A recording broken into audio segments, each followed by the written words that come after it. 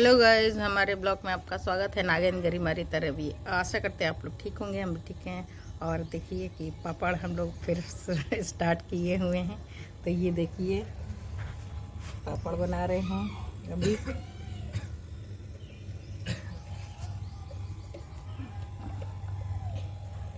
और वहाँ स्टार्ट है बनने के लिए। नागेंद्र फैला रहे हैं और हम लोई बना रहे हैं। लोई बना चुके थे, अब इसको बना रहे हैं। तो आप लोग देखिए किस तरीके से हम बना रहे हैं। देखिए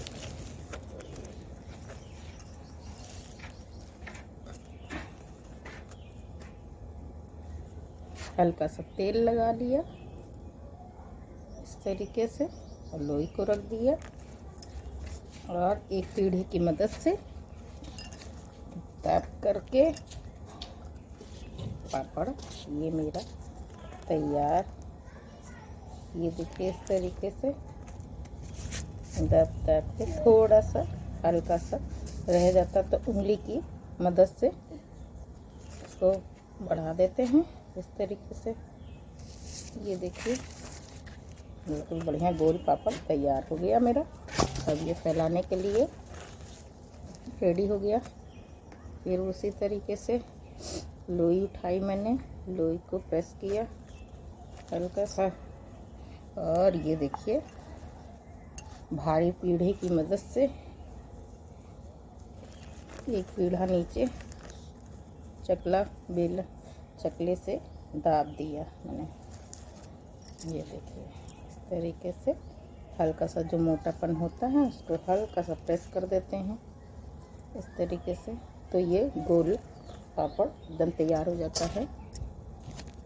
गरिमा उधर की तरफ दे रही हैं, गरिमा फैला रही हैं और गरिमा नागेंद्र की तरफ दे रही हैं, नागेंद्र फैला रहे हैं। ये देखिए नागेंद्र फैला रहे हैं इस तरीके से। दोस्तों पापड़ अपड़ बना के मैं तैयार हो गई हूँ। एक जगह कथा है, चलते हैं सत्यनारायण स्वामी की, वहाँ चलते हैं, आप लोगों को ले चलते हैं। चलिए चलते हैं। ये देखिए हम लोग चल रहे हैं। ये देखिए मेरी खरगोशनी यहाँ पे बैठी हुई है। ये भी खरगोश इधर बैठा हुआ है, एक दो हैं और जिसके बच्चे हुए हैं वो अंदर है। आइए चलते हैं कथा में, आप लोगों को भी लेके शामिल करते हैं। गरिमा भी जा रही हैं, गरिमा आगे खड़ी हुई हैं। ये गरिमा आओ, देखो गरिमा खड़ी हुई हैं, जल्दी से आओ चलते हैं। वो गरिमा भाग के जा रही हैं। ये देखिए हम पहुंच आए हैं, घर वाले अंदर एंट्री करने जा रहे हैं, पर हो रही है। चलिए अंदर चलते हैं, आजा ये ऊपर में चलते हैं।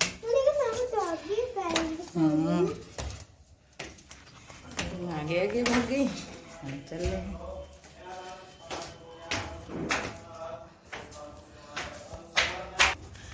चलिए पहुंच आए हैं, कथा हो रही है।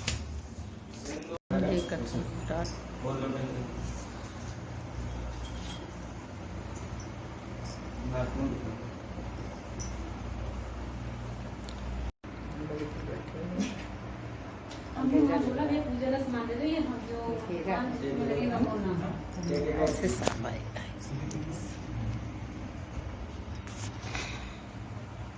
है नांत है, आप निर्गुण सृष्टि के कारण भक्तों के दुखों को नष्ट करने वाले हो। आप निराकार हैं, जिसका कोई आकार नहीं होता वही निराकार हो। निराकार कौन है?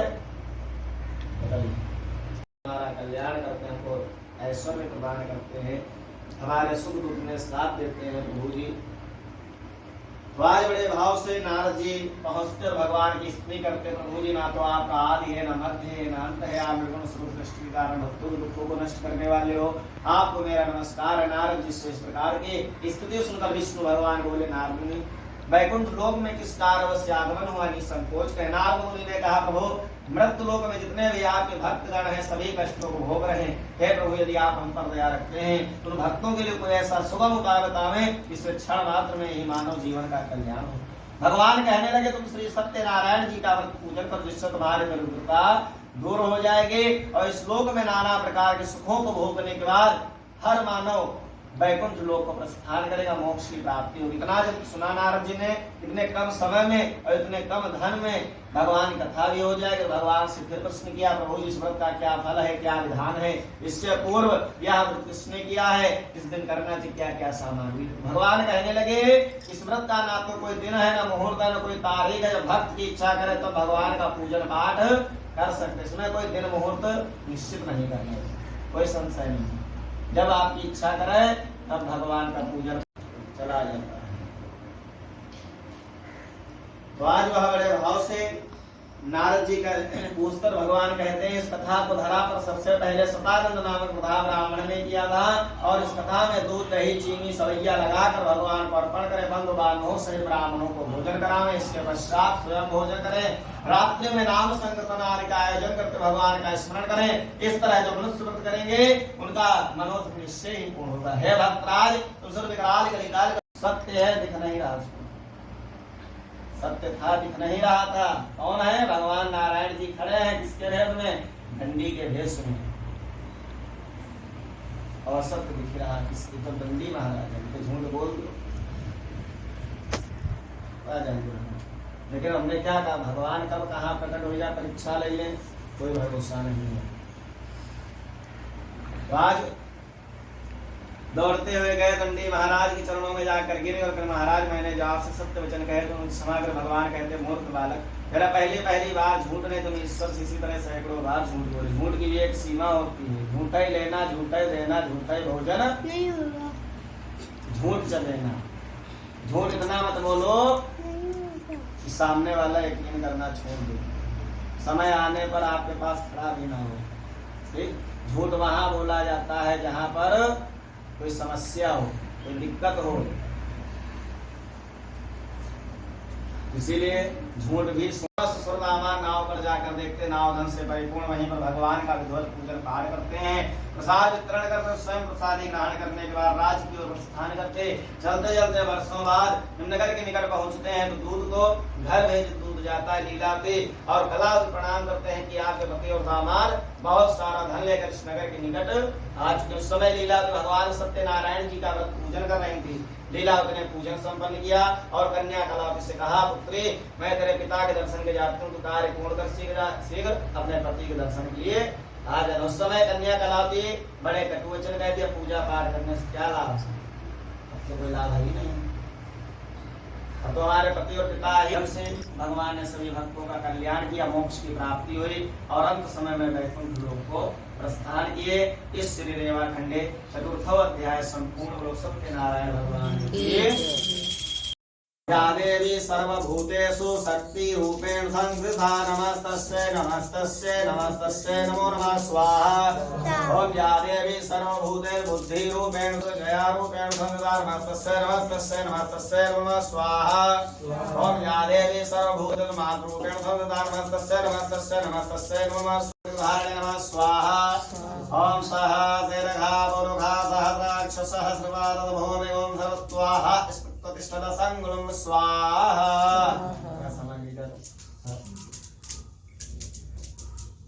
नारायण स्वामी जनपातक हरणा ओम जय लक्ष्मी रमणा रतन जड़ित सिंहासन आधाभूत छविराजे बाबा नारद करत निरंजन ध्वनि बाजे ओम जय लक्ष्मी रमणा प्रगट भय कलितारण द्विज को दरस दियो बाबा द्विज को दरस दियो।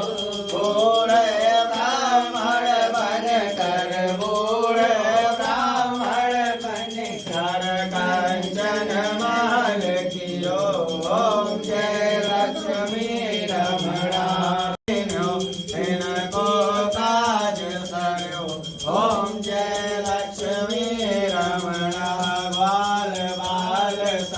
राजा वन में भक्ति करी बाबा वन में भक्ति तुलसी से तो मरे तुलसी से राजीव दत्त दे बाबा प्रेम सहित गात शिवानंद स्वामी मन भजत हरि हर स्वामी मन वांछित फल पावे ओम जय लक्ष्मी रमणा कर्पूर विद्या सर्वदेव देवा एक बार घूम जाइए ज्ञान गान जपावा विजनवांतर तो आज का ब्लॉग हम यहीं समाप्त करेंगे। अच्छा लगे लाइक और सब्सक्राइब ज़रूर से ज़रूर करें। हमारे ब्लॉग में आप नए हैं तो सब्सक्राइब ज़रूर करें। Tata bye bye, good night, जय सिया राम।